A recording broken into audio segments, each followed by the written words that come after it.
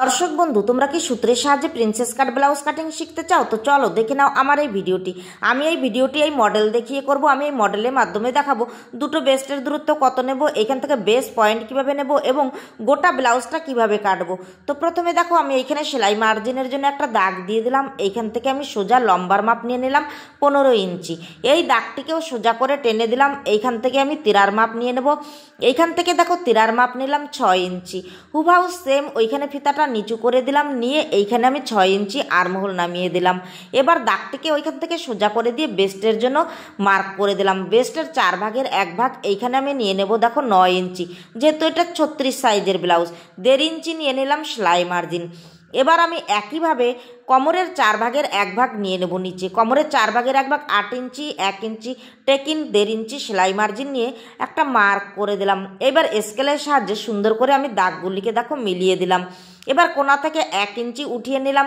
এবার আর্মহোলের মিডিল করলাম 3 ইঞ্চি। ওইখান থেকে আর্মহোলের শেপ দিয়ে আমি দেখো ব্লাউজটা কেটে নিলাম। তো এই ভিডিওটি দেখতে চাইলে তোমরা টাইম লাইনে শেয়ার দিয়ে রাখবে। এবার এইখান থেকে আমি পেছন পার্ট বের করে নিলাম এবং সামনে পার্ট 1 ইঞ্চি বাড়তি নেব, কারণ দেখো আমাদের সামনে বেস্ট থাকে, বেস্টে কিছুটা কাপড় খেয়ে যাবে, আর পেছনটা তো প্লেন থাকে, তাই আমাদের পেছন পার্টের তুলনায় সব সময় কিন্তু প্রিন্সেস কাট ব্লাউজ কাটলে সামনের পার্টটা 1 ইঞ্চি বেশি নেবে।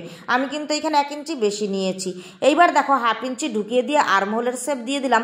সুন্দর করে আর্মহোলটিও আমি এখানে কেটে নিলাম। এইবার এইখান থেকে বেস পয়েন্ট নেব। এদিক থেকে আগে 3 ইঞ্চি পুট নিয়ে নিলাম, আর এইখান থেকে এইবার আমি সোজা করে বেস পয়েন্ট নেব। তোমরা এদিকে লক্ষ্য করো, এইখানে দেখো বেস পয়েন্ট মেপে নিতে হবে। তোমরা যদি ব্লাউজ থেকে মাপো পুরানো, তাও বেস পয়েন্টের মাপ নিতে হবে। কারো শরীর থেকে নিলেও কিন্তু বেস পয়েন্টের মাপটা এইভাবে নিয়ে নিতে হবে। এই বেস পয়েন্ট সাধারণত 9, 9.5 বা 10 ইঞ্চি এসে থাকে। এই ক্ষেত্রে নর্মাল ক্ষেত্রে 9.5 ইঞ্চি দিলেই হয়ে যায়। তাই এইখানে দেখো আমি 9.5 ইঞ্চিতে একটি দাগ দিয়ে দিলাম। এইবার এই দিক থেকে আমাকে কাপড় নিতে হবে 1 ইঞ্চি আর্মহোল থেকে উঠিয়ে নিলাম। এইবার এই সাইডে কিভাবে নেব এইটাও তোমরা মডেলের দিকে লক্ষ্য করো।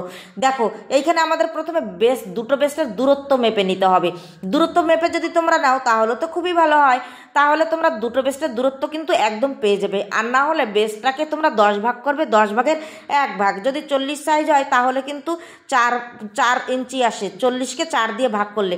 এইখানে দেখো আমি সেলাই মার্জিন নিয়ে 4.25 ইঞ্চি নিয়ে নিলাম। এই দিক থেকেও আমি 4 ইঞ্চিতে একটি 4.25 ইঞ্চিতেই দাগ দিলাম। 3টি দাগ কিন্তু সুন্দর করে এবার আমি মিলিয়ে দেবো। এইখানে দেখো সুন্দর করে দাগ 3টি মিলিয়ে দিলাম। এবার এই দিক থেকে 2 ইঞ্চি নিয়ে নিলাম এবং এই সাইড থেকে উপরে উঠিয়ে কিন্তু দেখো 2 ইঞ্চিতে একটি মার্ক করে দিলাম। এইবার সুন্দর করে ওই বেস পয়েন্ট থেকে আমাদের প্রিন্সেস কাট শেপ নিয়ে এলাম।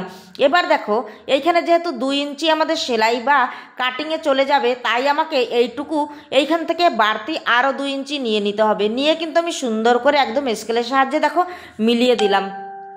মিলিয়ে দেওয়ার পরে দেখো নিচ থেকে আমি এইভাবে একটু তেরচা করে কেটে দেবো। তো এতে আমাদের ফিটিংস ভালো আসবে। গলা 5 ইঞ্চি নামিয়ে বক্স করে দিয়ে এখানে দেখো আমি একটা সুইট হার্ট গলাও কেটে নিলাম। তো এই ধরনের ভিডিও পেতে হলে আমার পেজটিকে অবশ্যই ফলো করে দিতে হবে। আর ভিডিওটি যদি ভালো লাগে একটা লাইক দেবে, মূল্যবান মতামতগুলি কমেন্ট বক্সে অবশ্যই দিয়ে দেবে। নিজেরাও দেখবে, অন্য বা বন্ধু বান্ধবদের একটু দেখার সুযোগ করে দেবে প্লিজ। Thank you.